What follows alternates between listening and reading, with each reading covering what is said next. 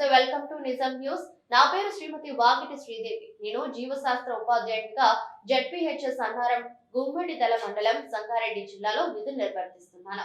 ఈ రోజు మన తెలంగాణ రాష్ట్రం శ్రీమతి సావిత్రిబాయి పూలే గారి 194వ జయంతి ఉత్సవాల సందర్భంగా రాష్ట్రంలోని మహిళా ఉపాధ్యాయులకు మహిళా ఉపాధ్యాయ దినోత్సవంగా ప్రకటించడం చాలా ఆనందంగా, గర్వంగాను అనుభూతిని కలిగిస్తుంది. ఈ సందర్భంగా రాష్ట్ర ముఖ్యమంత్రి రేవంత్ రెడ్డి గారికి మరియు ప్రభుత్వానికి ధన్యవాదాలు తెలిపారు. మరి సావిత్రిబాయి పూలే గారు బడుగు బలహీన వర్గాల ఆశాజ్యోతి, మొదటి మహిళా ఉపాధ్యాయుని. 1840లో 9 ఏళ్ల వయసులో 12 సంవత్సరాల వయసులో ఉన్న శ్రీ జ్యోతిరావు భాయ్ పూలే గారిని వివాహం చేసుకోవడం జరిగింది. ఆ రోజు విద్య పట్ల మహిళలకి చాలా వివక్షతలు ఎదుర్కొనేవారు. అగ్ర కులాల వారికి మాత్రమే అక్షరాభ్యాసం జరిగేది.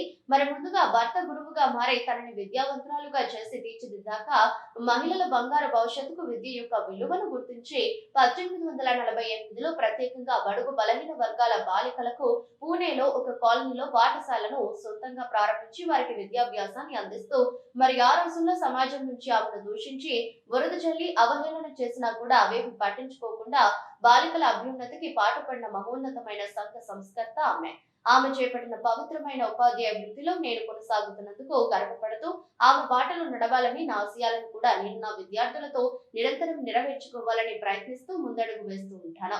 నేను మహిళా ఉపాధ్యాయులు సమస్యల పట్ల గత 37 సంవత్సరాల నుండి పిఆర్టీయు టిఎస్ అసోసియేట్ అధ్యక్షురాలిగా సేవలు కొనసాగిస్తూ ఉడతా భక్తిగా వారి అడుగుజాడల్లో నడుస్తున్నాను. వారిలాంటి గొప్ప సంస్కరణలు తీసుకురావాలన్న ప్రభుత్వం యొక్క అండదండలు ఉన్నప్పుడు అన్ని రకాలుగా మహిళలను సాధికారికత వైపుకు మరలించడానికి అవకాశం ఉంటుంది.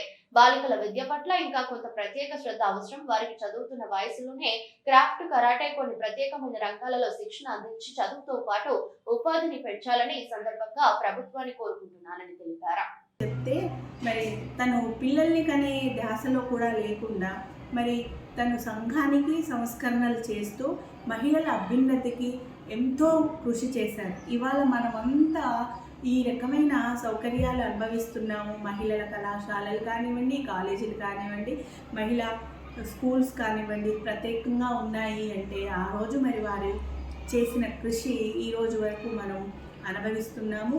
మరి వారిని ఆదర్శంగా తీసుకొని మన భావితరాల వారికి సంస్కరణలు ఎలా తీసుకురావాలి, వివక్షతలను ఎలా రూపుమాపాలి, ముఖ్యంగా మహిళల చదువుకి, ఆడపిల్ల భవిష్యత్తుకు ఎలాంటి ఆత్మాభిమానం కలిగి ఉండాలి అనే విషయాలను నేర్పిస్తూ వారికి చదువుతో పాటు శారీరకంగా వారిని బలవంతులుగా చేసే కరాటే లాంటి విద్యలను బోధిస్తూ మరి ఇప్పుడున్న సమాజంలో ఎన్నో ఒత్తిళ్లు ఎదుర్కొంటున్న మహిళలకి, బాలికలకి ఒక ఆదర్శ వనితగా నిలిచిన ఈమె కథను ప్రతిసారి అవసరం ఉన్నప్పుడు స్మరిస్తూ వారిలో ధైర్యాన్ని, తర్వాత ఉత్తేజాన్ని నింపాలని మనస్ఫూర్తిగా కోరుకుంటూ ఆమె నడిచిన బాటలో నేను కూడా ఉపాధ్యాయునిగా సర్వీస్ చేస్తూ ముందుకెళ్తున్నాను.